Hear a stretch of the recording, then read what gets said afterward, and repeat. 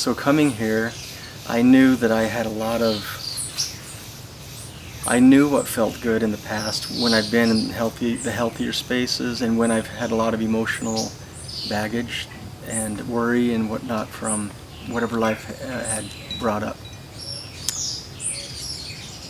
And my hopes and expectations were that in my solar plexus I really felt blocked, and when I would breathe, that it would breathe just down to that point, and my abdomen felt blocked, and my back, the energy in my back felt like it was compressed and on the energetic level. So through the process, fast forward to now, last night I was like, I can breathe down into my pelvis.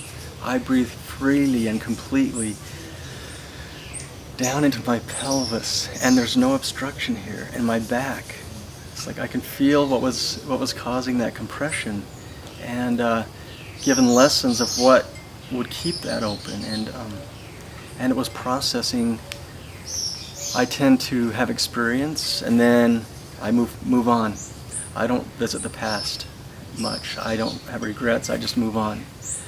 And I learned that it's good to move on, but it's also good to look in the rearview mirror and let the past diminish and let it float away until it is not in your field anymore. And in doing that, it keeps that space expansive. I learned so many tools that through feeling, through vision,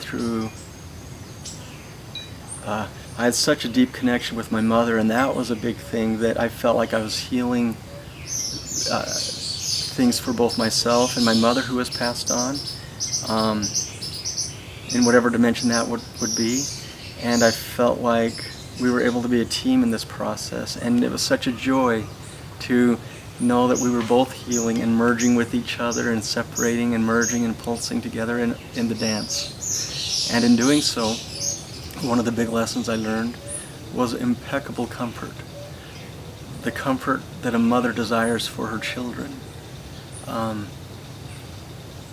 When a mother hears the baby whimper, or when her heart is open, she cradles the baby and she cares for the baby and listens to see what's wrong, and then adjusts whatever it is so the baby can have comfort. And in that comfort comes release. And in that release comes fullness and wholeness of health. And so one of the things I'm taking with me is listening to any time there's a wrinkle of discomfort, the smallest wrinkle, and honoring that and straightening out the wrinkle. And in that, those blocks that build up over time won't have as much of a chance to increase. And it may be, at one point, it may be slouching. That may be the right to just let your back relax. Once you're relaxed, it's like you're replenished and you feel like sitting tall and straight. I can't even tell you everything. So the final ceremony, the first few ceremonies were deep in the earth, which was one of my other intentions, was to ground and to be grounded. And I've always had an aversion to down for whatever reason. It had to be a real mental effort to think of rooting, to think of it. When I visited this space of beneath our feet, beneath the earth, the realms underneath, it was beautiful in a whole different way than the higher realms. It was in a way that was rich and mulchy and transformative, and transforming death and putrefaction and breakdown of old emotions, or whatever it may be, memories or death itself.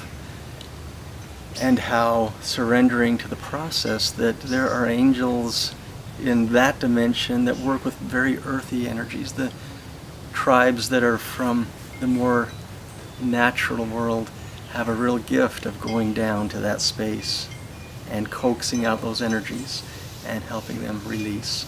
And as dark as that space is, it's rich. It's so rich and important. and it's created such a beautiful full dimension of, how can you have a tree without a root system? It's so beautiful.